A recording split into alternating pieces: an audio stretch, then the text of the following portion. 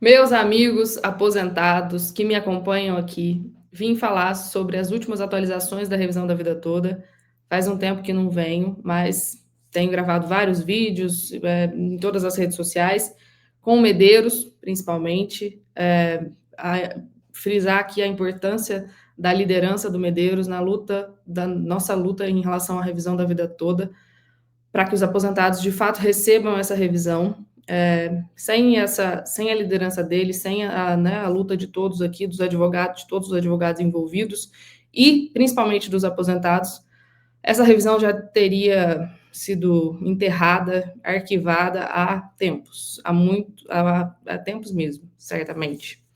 Inclusive, o dia que o Barroso saiu da presidência do STF em si, de que ele anunciou a saída, eu comemorei absurdamente, confesso para vocês, porque eu entendi ali que ele pode ter tentado de tudo para acabar com a revisão da vida toda, mas ele não conseguiu. Saiu perdedor em relação à nossa luta, porque claro que ele deixou o voto dele lá nos embargos de declaração no tema 1102. Ele conseguiu atrasar muito o pagamento dessa revisão, mesmo depois de ganhar uma vez no plenário presencial, outra vez no plenário virtual, ou seja, os aposentados ganharam essa revisão 2 vezes e não receberam, principalmente pela atuação do Barroso. O Barroso é o principal algoz, o principal inimigo da revisão da vida toda, e ele sair do STF sem conseguir enterrar a revisão da vida toda já nos dá esperança, e essa esperança é renovada de uma forma ainda mais cristalina, né, mais certeira, com o Fachin na presidência, porque o Fachin sempre foi favorável aos aposentados e nunca deu nenhuma decisão desfavorável para os aposentados dentro do STF, em todas as suas manifestações. Então, isso é muito feliz, isso é muito bom. E no dia que o Barroso saiu, eu confesso para vocês que eu, assim, Cristiane, fiquei absurdamente radiante. Porque eu lembro que eu consigo, assim, nas leituras que eu faço, isso é uma opinião minha, eu percebi um certo escárnio, eu percebi um certo, vocês não vão conseguir, nada vai sair, sabe? Então, é bom. Mas vamos aos fatos, né? Em relação ao tema 1102, ele está parado. A última movimentação foi dia 26 de agosto, consultando no site do STF, e ele está parado por causa do pedido de vista da ministra Carmen Lúcia, que ela tinha o prazo até dia 16 de outubro, contando os 90 dias, claro, retirando o tempo de suspensão do recesso de julho, mas ela tinha até dia 16 de outubro para entregar esse processo. Como não entregou, a regra do STF é que esse processo, o julgamento desse processo pode ser retomado a qualquer momento. Então, assim se dará. Ele está parado, hoje é dia 24 de outubro, mas ele pode ser retomado a qualquer momento. Mas, e outro ponto, né? Todavia, a leitura que eu faço também é que não é favorável que esse julgamento seja feito o mais rápido possível. Muito pelo contrário, acredito que o Fachin precisa de tempo para articular voto, para trazer outros ministros para o nosso lado, porque teve uma ação muito forte do Barroso, como eu disse anteriormente, de levar esses votos, né? Ou seja, não, a revisão da vida toda não é necessária. O argumento principal dele era o argumento financeiro, isso vai quebrar o sistema, porque a revisão da vida toda custa 480 bilhões, custa 370 bilhões, e aí depois lá no CNJ ele falou em 10,2 bilhões, né? Ou seja, a gente vê a incoerência dele, né? Como presidente do STF fala em 480 bilhões para derrubar a revisão da vida toda, mas o CNJ diz que o valor é apenas, né? E, claro, em relação a 480 bilhões, 10 bilhões não é nada. Então, ali ele se contradiz. E em relação à ADI 2111, que foi o processo desarquivado utilizado para derrubar a revisão da vida toda, ainda está pendente do julgamento dos quartos embargos de declaração opostos pela CNTM, que briga bravamente para que a revisão também não seja enterrada, e a decisão que o Barroso colocou lá, o termo, né, cogente, que a regra, o artigo 3º é de aplicação obrigatória e que aquilo ia acabar com a revisão da vida toda, não deixou ali transitar em julgado por causa da oposição desses embargos de declaração, e ele discute ali o ponto principal, é a modulação de efeitos para que, ao menos, os aposentados que entraram com as ações antes de março, abril ali, dependendo do ponto que vai ser adotado, se vai ser do julgamento presencial ou depois da publicação do acórdão, as pessoas que entraram antes disso terão direito à revisão da vida toda, seja inicialmente, imediatamente, ao reajuste mensal do valor da aposentadoria, do benefício previdenciário, e depois dos atrasados, que aí a gente entra no campo da discussão de marco de desde quando esse pagamento será feito. Dos últimos 5 anos, desde do julgamento do STJ, como fala ali o voto da Rosa Weber no tema 1102, que ela deixou antes de aposentar, assim como o Barroso. Então, a gente está pendente desse julgamento. Na ADI 2111 também, após a oposição dos embargos de declaração, foi proferido um despacho intimando o presidente Lula e o presidente do Senado e o presidente da Câmara dos Deputados para querendo se manifestar em relação à ADI 2111 e em relação à revisão da vida toda como um todo, como direito.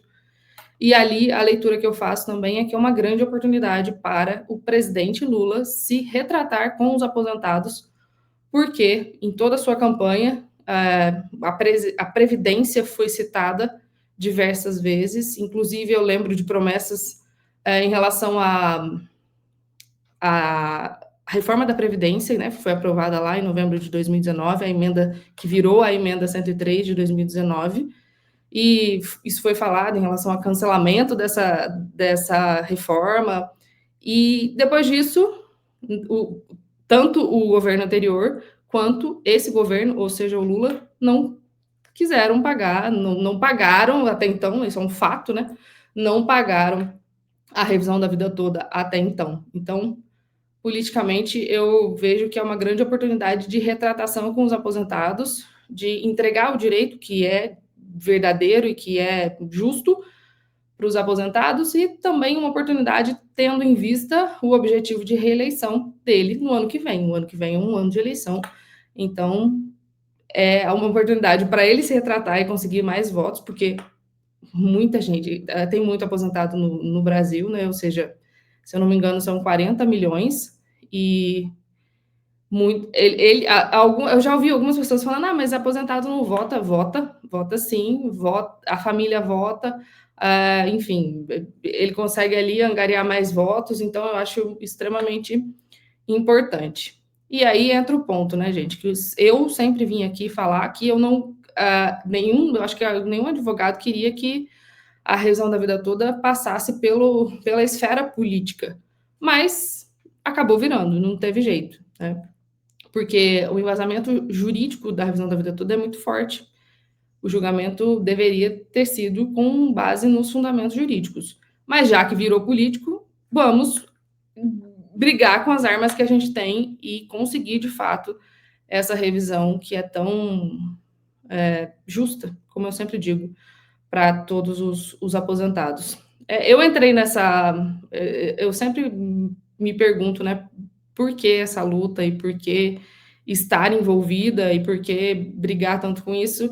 E eu vejo que em relação, assim, eu sempre trabalhei com o direito previdenciário em si, e todas as histórias que a gente ouve dentro do escritório nos fazem entender como isso é injusto, como isso é gritante, e acaba que a gente se envolve, e, enfim, e vira ali uma luta mesmo que eu levei para o coração e vou até o final, vocês podem ter certeza disso, sempre falo e sempre irei repetir, sempre voltarei aqui quando, né, tiver algo a dizer, e a luta em relação à revisão da vida toda continua, porque, de verdade, não tem porquê, outra coisa que eu sempre falo também, se você explicar isso para uma criança, ela vai entender. Eu paguei as contribuições para o governo e o governo não contou as contribuições. Deveria somar, a criança vai entender. Não, realmente, ela pagou, por que ela não vai contar, não é mesmo? mas por uma questão da legislação lá, né? E outra coisa absurda é que o julho de 1994, esse marco foi adotado porque foi adotado o real, e antes tinha que fazer várias conversões de moeda, e aí era difícil para o INSS fazer, né? Como se não tivesse um sistema para converter essas moedas. Aí não, é muito mais fácil adotar o termo ali, né? O marco da data de julho de 94 para frente, e assim foi. E aí as pessoas que foram lesadas com isso não tiveram o julgamento correto. Quer dizer, o julgamento até teve, né? 2 vezes. Mas não teve o valor pago, não teve nada entregue em relação a isso. Então, em relação à revisão da vida toda, gente, é isso que está acontecendo, né? A gente tem essa esperança com o Fachin, com o Lula, com a política em geral, com com o julgamento dos embargos de declaração lá opostos pela CNDM, com a saída do Barroso, ou seja, muita coisa boa, eu acredito que está por vir. Sempre acreditei piamente nesse direito e continuo acreditando. Vejo alguns aposentados me falando, porque a gente continua no escritório fazendo revisões, e eu digo continuo porque eu faço isso. Olha, eu me formei em 2012. Eu faço direito previdenciário desde 2013, um ano depois. A gente começa ali, né? Faz um processo ali, faz outro processo, porque você está no começo da carreira, mas o previdenciário sempre foi o meu marco de atuação. E ali, dali para frente, foi só, né? Ou seja, tem 12, 13 anos ali de atuação. A gente já está, né, virando ano ali, e muito tempo dedicado ao previdenciário. E revisão a gente vem fazendo desde sempre. Inclusão de tempo rural, inclusão de tempo especial, revisão de fato, ou seja, o INSS não inclui o tempo de contribuição, vários salários de contribuição, enfim, várias possibilidades de revisão. E aí a gente vem falando disso e vários aposentados me questionam, né? Vocês estão falando de outras revisões porque vocês desistiram da revisão da vida toda. Não, em hipótese alguma, pelo contrário. Continuamos na luta da revisão da vida toda, mas não tem por que deixar um direito para trás se você tem direito a uma tese que não depende desse julgamento do STF. Você não precisa depender se o Barroso vai sair, se o fulano é a favor. Nada disso, gente. É direito. E a gente faz a análise, né, das 23 revisões. Claro que eu não estou dizendo que todo mundo tem direito às 23 revisões, porque muitas dependem de data de aposentadoria, dependem principalmente do histórico laborativo da pessoa, o que ela fez durante a vida, onde ela trabalhou, qual era a atividade dela. Por exemplo, atividade especial, estava exposta a agente nocivo, qual? Ruído alto, eletricidade, porte de arma, era trabalhador da saúde, estava exposto a agente biológico, agente químico.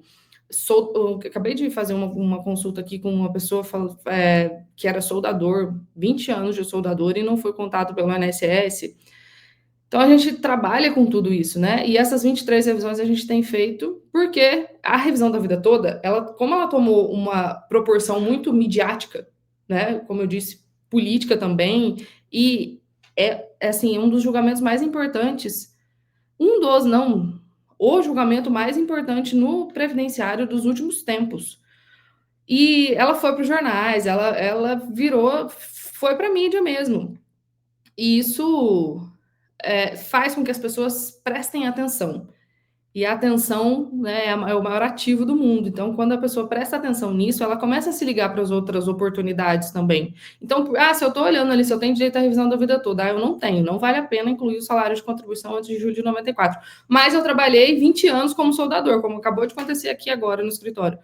Por que que eu não vou pedir essa revisão, certo? Então, assim, a gente continua trabalhando o canal aqui, a minha atuação, o escritório, toda a nossa equipe trabalha com o direito previdenciário. A revisão da vida toda é um tema importante, o que a gente defende de coração mesmo, mas trabalha com tudo do previdenciário, né? Muitas vezes as pessoas me veem lá postando de direito previdenciário internacional, a gente faz muito planejamento aqui no escritório também, auxílio-doença, aposentadoria por invalidez, LOAS, a gente faz muito, tudo do direito previdenciário em geral, mas as revisões têm tomado uma proporção bem grande e a gente fica muito feliz com isso, porque a gente consegue entregar várias revisões para as pessoas e revisões que fazem diferença mesmo. Conversão de tempo de aposentadoria por tempo de contribuição em aposentadoria especial,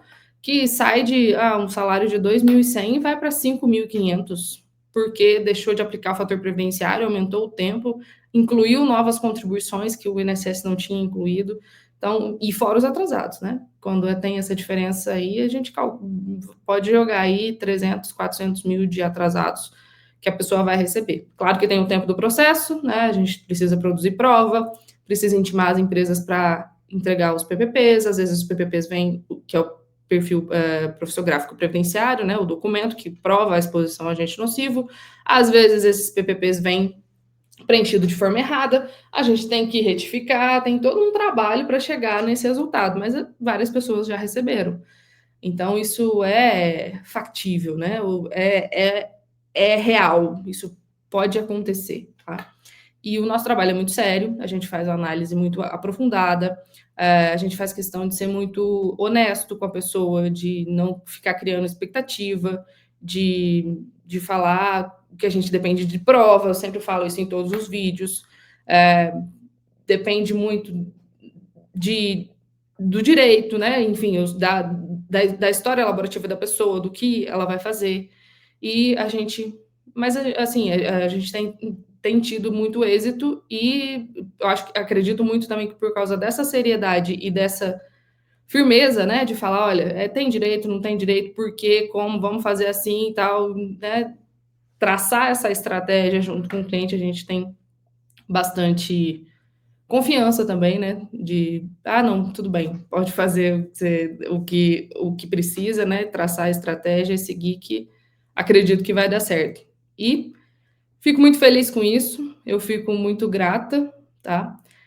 Muitas pessoas têm direito mesmo, se você tá nessas hipóteses aí que eu sempre falo, tem tempo rural, tem tempo especial, se foi menor aprendiz, se serviu o exército e o INSS não contou, se foi servidor público e ficou um tempo lá no regime próprio perdido e você não averbou no INSS, a gente pode pedir a CTC, que é a certidão de tempo de contribuição, e averbar esse tempo. Pode ser até que não precisa produzir prova nenhuma, está tudo lá dentro do PA, ou seja, do processo administrativo, o INSS não considerou e a gente pode conseguir a revisão do mesmo jeito. Se você se visualiza em uma dessas hipóteses, procure um advogado da sua confiança para fazer essa análise, para fazer essa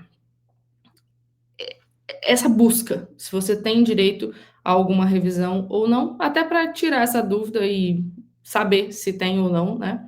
Quando a gente faz aqui no escritório, a gente entrega um documento para a pessoa, falando qual revisão ela tem direito, qual não tem. A gente entrega com a análise de todas as revisões, com cálculo, especificando por que tem, por que não, e aquilo fica bem claro, né, para ambas as partes, e fica algo sério também, né, que realmente foi analisado por todos os advogados do escritório, por contador que faz parte da nossa equipe, e essas análises têm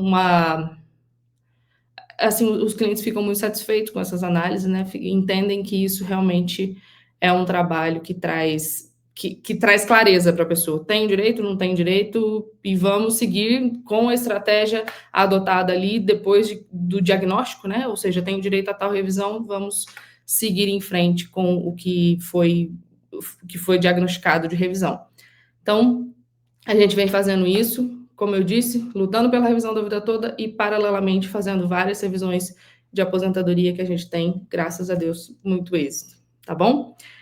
Se alguém tiver alguma dúvida, pode deixar aqui nos comentários. Eu sempre leio todos os comentários, faço questão, às vezes não consigo responder todos, mas sempre levo em consideração tudo que está sendo dito, converso com muitos aposentados, vários aposentados, até que nos contratam, vem aqui no escritório da Avenida Paulista, faz uma consulta com a gente, conversa, ele sempre, né, a gente conversa sobre a própria revisão dele, né, da revisão da vida toda em geral, sobre os vídeos que a gente fala aqui, né, as atualizações que vêm acontecendo. Então, eu fico muito feliz com essa participação, com essa interação mesmo, né, essa luta dos aposentados junto com a gente, e espero, assim, de verdade mesmo, de coração, acredito que a gente vai ter um final feliz com isso, tá bom? Agradeço a atenção de vocês e qualquer dúvida, fico à disposição e tenho certeza que eu estarei aqui até o fim. Obrigada.